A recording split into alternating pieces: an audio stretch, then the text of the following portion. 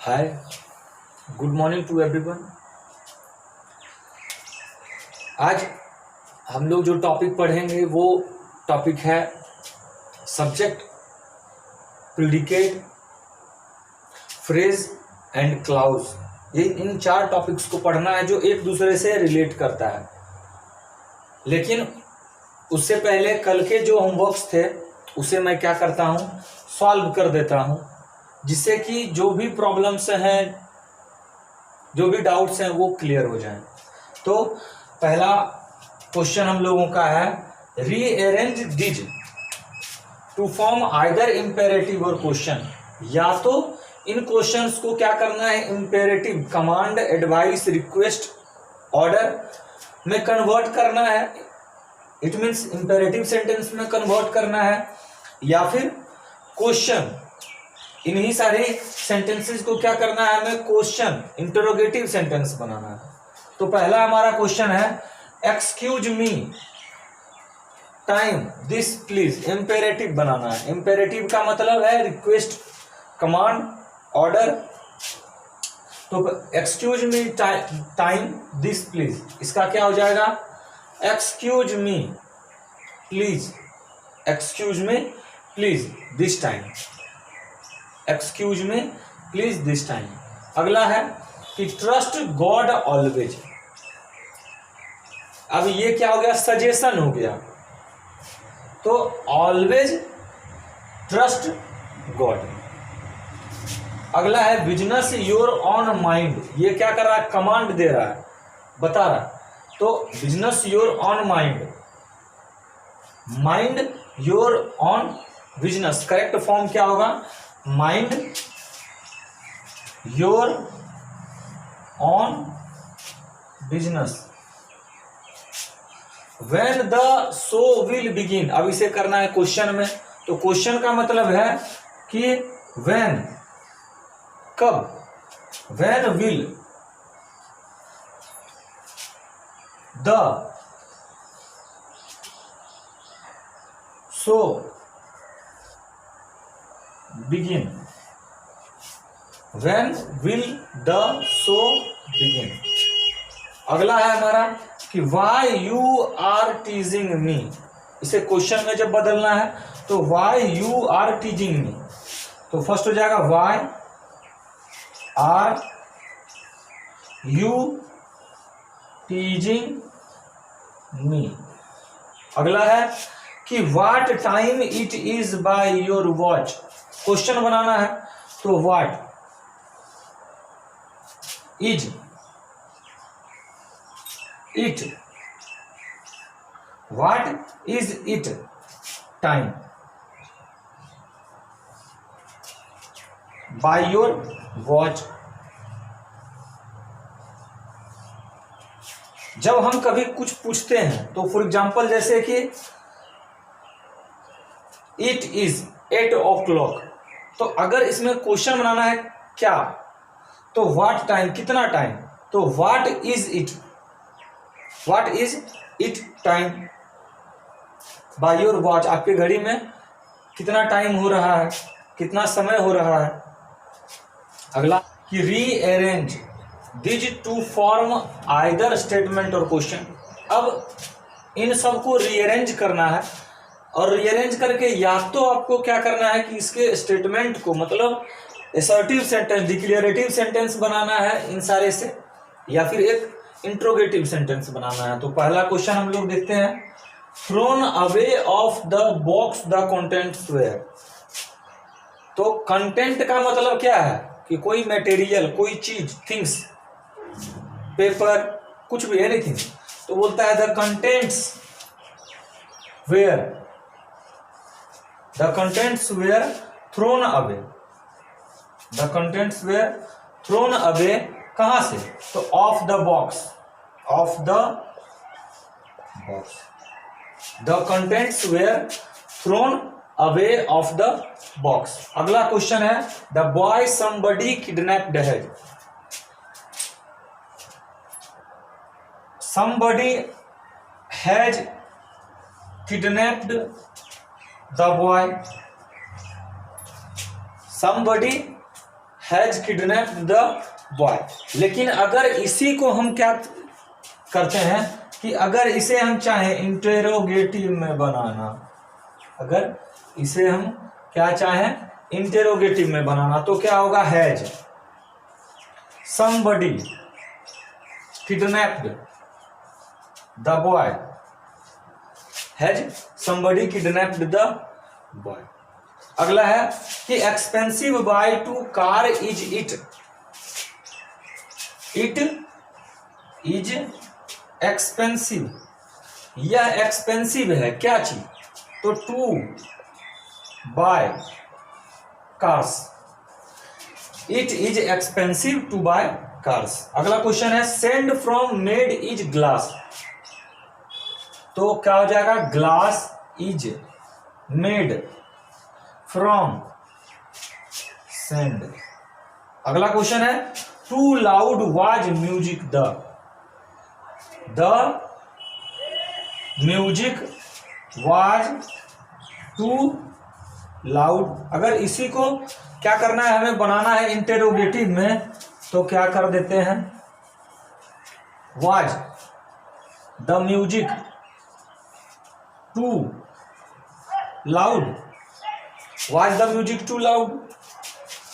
अगला क्वेश्चन है very soon will he be there, he will be there very soon, बहुत जल्द वह क्या होगा, वहां होगा, he will be there very soon. तो चलिए अब हम लोग आज के topic subject, predicate, phrase and clause की तरफ बढ़ते हैं। तो चलिए हम अपने पहले टॉपिक की ओर बढ़ते हैं, सब्जेक्ट। तो सब्जेक्ट है क्या, तो इंग्लिश ग्रामर के अकॉर्डिंग से हम जो कुछ भी बोलते हैं या लिखते हैं उसे किस चीज में लिखते हैं, तो हमारा जो पहला टॉपिक था सेंटेंस में, मतलब किसी चीज को बोलना है या लिखना है तो हम क्या करते हैं, उसको एक सेंटेंस में लिखते हैं। अब कहता है कि सेंटेंस जो है वह दो चीजों से मिलकर बना है, पहला है सब्जेक्ट और दूसरा है प्रेडिकेट। मतलब कि हम जब कभी कोई भी सेंटेंस लिखते हैं तो क्या करते हैं कि एक ऐसा पार्ट बनाते हैं जिसमें किसी पर्सन का नाम रहता है, और एक ऐसा पार्ट बनाते हैं जो उस पर्सन के द्वारा किया गया काम है। तो दो पार्ट बनता है। फॉर एग्जाम्पल जैसे Ram is eating a mango, Ram क्या कर रहा है, एक आम खा रहा है। तो हमने क्या किया कि इस सेंटेंस में एक नाम लिया, किसका, राम का, तो राम को कहा गया सब्जेक्ट, और राम के द्वारा जो काम किया गया, ईटिंग ए मैंगो, राम के द्वारा जो काम किया गया उसे क्या कहेंगे, प्रेडिकेट। तो सब्जेक्ट क्या है, बोलता है the part of a sentence which tells about name of a person, place, animal और थिंग। फॉर एग्जाम्पल जैसे ताजमहल इज ब्यूटीफुल, तो ताजमहल क्या है, थिंग का नाम है, is beautiful, Taj Mahal subject, is beautiful predicate. तो कहता है क्या कि सब्जेक्ट क्या है, तो जिस चीज के बारे में हम बात कर रहे हैं, the thing which we are speaking about, जिस चीज के बारे में बात कर रहे हैं उस पार्ट को हम क्या कहते हैं, सब्जेक्ट कहते हैं।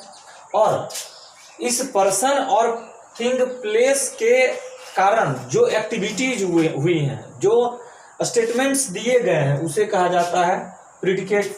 तो प्रेडिकेट क्या है, द पार्ट विच टेल्स, वो पार्ट जो क्या करता हो, समथिंग अबाउट द सब्जेक्ट, जो सब्जेक्ट के बारे में कुछ क्या करता है, हमें बताता है। फॉर एग्जाम्पल जैसे Ram is eating a mango, then Ram is a person और थिंग, राम क्या है, एक या तो आदमी है या कोई पर्सन है, तो इसे क्या कहा गया, सब्जेक्ट कहा गया। और is eating a mango, Ram के बारे में जितना सारा बात कहा गया है इसे क्या कहा गया, प्रेडिकेट कहा गया। उसी तरह he has a good memory, उसके पास क्या है, एक अच्छी मेमोरी है। तो ही क्या है कि पर्सनल नाउन को डिफाइन करता है, प्रोनाउन को। तो ही हो गया हमारा क्या चीज, subject. And has a good memory, rest जो बच गया वो हो गया क्या चीज, प्रिडिकेट। अब कभी कभी हमें ऐसे भी सेंटेंसेज आप दिखेंगे जिसमें कि सब्जेक्ट का पता नहीं चलता है, कोई नाम नहीं है, कोई थिंग नहीं है, कोई प्रोनाउन का यूज नहीं है। तो हम कैसे पता करेंगे कि उसमें सब्जेक्ट क्या है। तो ऐसा सेंटेंस हमें मिलता है तभी जब क्या हो कि कोई इम्पेरेटिव सेंटेंस हो, जहाँ पे क्या करता है, कोई कमांड देता हो या फिर सजेशन देता हो, एडवाइस देता हो, रिक्वेस्ट करता हो। इम्पेरेटिव सेंटेंसेस जितने भी होते हैं लगभग सारे में जो सब्जेक्ट है वो क्या होता है, गायब। सब्जेक्ट होता ही नहीं है। सिर्फ हमें ये समझना है कि इस सेंटेंस में कोई सब्जेक्ट भी है। फॉर एग्जाम्पल जैसे सिट डाउन, अगर हम क्लास में पढ़ा रहे हैं और किसी को बोले सिट डाउन, का मतलब है कि तुम बैठ जाओ, यू सिट डाउन। लेकिन यू सिट डाउन क्या है कि इंग्लिश ग्रामर में फिट नहीं आता है, इस कारण से हम इसे क्या बुलाते हैं, सिट डाउन, कंफर्टेबल फील है। थैंक हिम, थैंक हिम मतलब उसे धन्यवाद कीजिए। तो किसको बोल रहा है कि thank him, you thank him, आप उसे थैंक कीजिए। तो कुछ ऐसे सेंटेंसेज होते हैं जो कि क्या करता है कि अपने सेंटेंस से सब्जेक्ट को गायब कर देता है, उसे अच्छा रीड करने के लिए, अच्छी तरह से पढ़ने के लिए, कंफर्टेबल फील करने के लिए अपने सेंटेंस से सब्जेक्ट को गायब कर देता है। इस तरह के सेंटेंस को कहते हैं इम्पेरेटिव सेंटेंस। चलिए हम अपने अगले टॉपिक पे जो है क्लाउज एंड फ्रेज। अब कहता है कि अगर किसी भी सेंटेंस के पास सब्जेक्ट हो और वर्ब हो तो क्या है कि वो सेंटेंस जो है एक कंप्लीट सेंस देता है।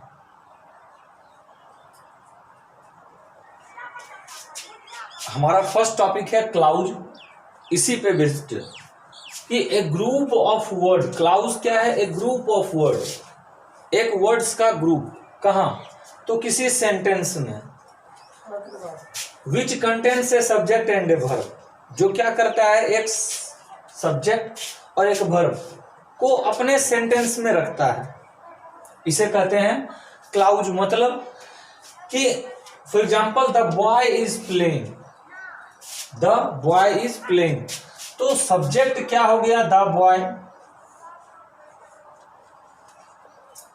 एंड इज प्लेइंग क्या हो गया, वर्ब। इससे अब क्या पता चलता है कि द बॉय इज प्लेइंग, लड़का खेल रहा है।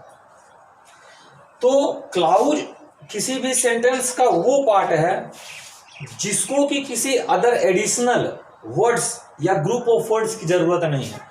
इसको जहां पे लिख देंगे वही सेंटेंस हमारा क्या हो जाएगा, पूरा का पूरा कंप्लीट हो जाएगा। फॉर एग्जांपल जैसे कि यहाँ पे जो सेंटेंस है ये टोटल कितने वर्ड्स का है, तो 2 2 4 4 वर्ड्स का है।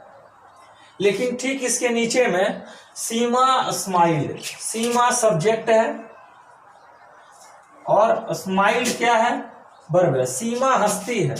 तो कहता है क्या कि एक क्लाउज वो सेंटेंस का पार्ट है जिसे कि किसी भी वर्ड्स या ग्रुप्स के कलेक्शन की जरूरत नहीं है। ये क्या कर सकता है, तो केवल 2 वर्ड से ही अपने सेंटेंस को कंप्लीट सेंस दे सकता है। अगला है कि क्लाउज जो है वो किसी भी सेंटेंस में एक अकेले आ सकता है या फिर अपने ग्रुप्स 2 या 2 से अधिक के साथ में भी आ सकता है। फॉर एग्जाम्पल जैसे I looked everywhere but the cat was gone. मैंने क्या बताया आपको कि I looked everywhere but the cat was gone, मैंने सभी जगह देखा लेकिन बिल्ली वहां नहीं थी। तो यहां पे क्लाउज देखिए, आई सब्जेक्ट हो गया और लुक्ड क्या हो गया, वर्ब हो गया।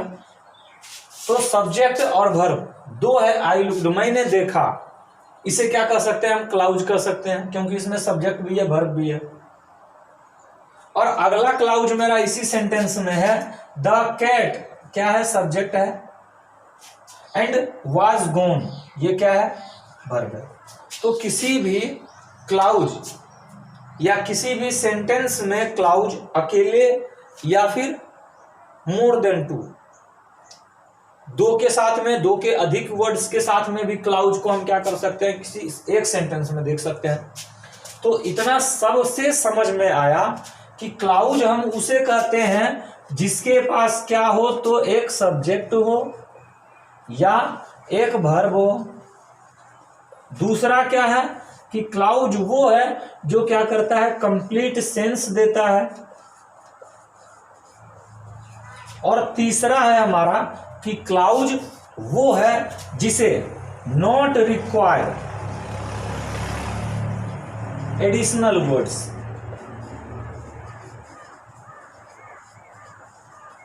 क्लाउज वो है जिसे एडिशनल वर्ड्स और अधिक वर्ड्स किसी सेंटेंस में जोड़ने की जरूरत नहीं है जब किसी सेंटेंस में कोई क्लाउज का यूज होता है। मतलब कि जब किसी सेंटेंस में किसी भी क्लाउज का हमने एक बार यूज कर दिया, तो अब उस सेंटेंस को कंप्लीट सेंस देने के लिए किसी भी एडिशनल वर्ड्स रिक्वायर्ड नहीं। तो चलिए अगला हम अपना टॉपिक पढ़ते हैं, फ्रेज। फ्रेज क्या है, क्लाउज में हम लोगों ने पढ़ा कि क्लाउज क्या है, तो किसी सेंटेंस का वो पार्ट जो कंटेन करता हो खुद में इटसेल्फ क्या चीज, a subject and a verb. किस लिए, तो for complete sense, complete sense के लिए क्लाउज क्या करता है, तो अपने अंदर कंटेन करता है एक सब्जेक्ट को और एक वर्ब को। अब फ्रेज क्या है, तो बोलता है क्या कि सेंटेंस का वो पार्ट जिसमें ना तो एक सब्जेक्ट हो ना ही एक वर्ब हो, जिसमें ना सब्जेक्ट हो ना वर्ब हो। इस तरह के सेंटेंस को, इस तरह के ग्रुप ऑफ वर्ड्स को क्या कहते हैं, हम फ्रेज कहते हैं। इस तरह के ग्रुप ऑफ वर्ड्स जिसके पास ना तो अपना सब्जेक्ट हो ना ही अपना वर्ब हो, क्या कहते हैं, फ्रेज कहते हैं। फॉर एग्जांपल जैसे इन द फील्ड, खेत में, ना ही इसमें सब्जेक्ट है ना ही इसमें वर्ब है। ऑन द वॉल, दीवाल पर, ना ही सब्जेक्ट है ना ही वर्ब है। At the railway station, railway station पे, ना ही इसमें सब्जेक्ट है ना ही वर्ब है। अब बोलता है क्या, तो इसका मतलब ये है कि जो प्रिडिकेट है, सॉरी जो फ्रेज है वो क्या करते हैं, तो कंप्लीट सेंस नहीं देता है, not have a complete sense. पहला, तो इसका मतलब है कि जब इनके पास सब्जेक्ट और वर्ब नहीं है तो ये कंप्लीट सेंस नहीं देगा। दूसरा क्या, कैसे पहचानना इसको, इसी तरह है, कैसे, इन द फील्ड, खेत में, तो इसका मतलब है कौन है खेत में, क्या कर रहा है, कुछ नहीं, तो इन द फील्ड समझ में नहीं आ रहा, not have a complete sense. दूसरा है कि रिक्वायर एडिशनल वर्ड्स,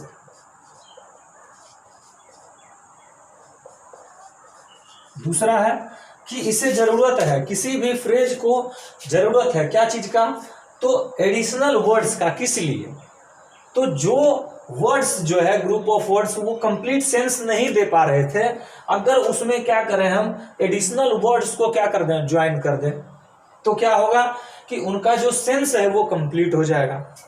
तो फ्रेजेज जो है वो हमेशा क्या करते हैं, तो रिक्वायर करते हैं एडिशनल वर्ड्स।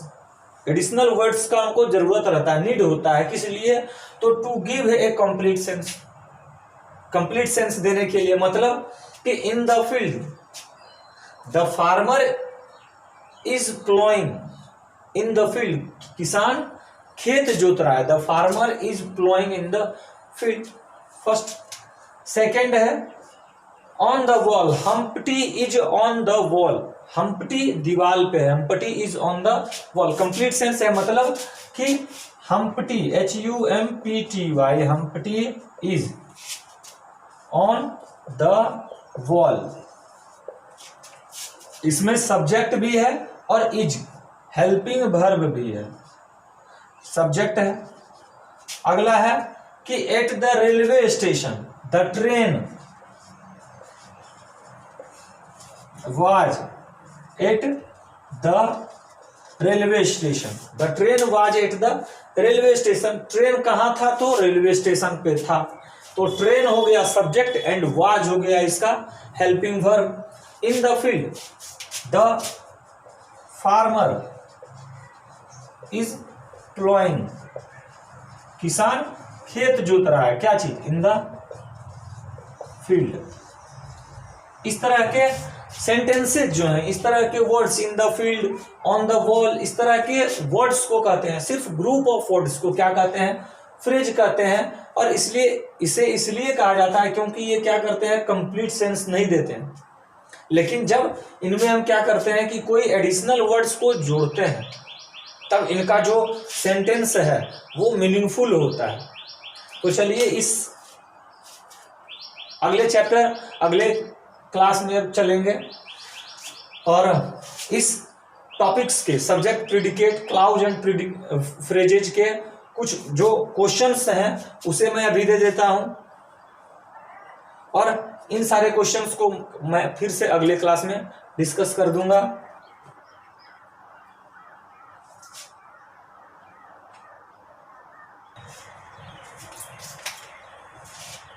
तो चलिए, ये सारे आपके होमवर्क हैं जिसे आपको बनाना है। और जो हमारा अगला टॉपिक है जिसको हम लोग आगे पढ़ेंगे वो पार्ट्स ऑफ स्पीच है।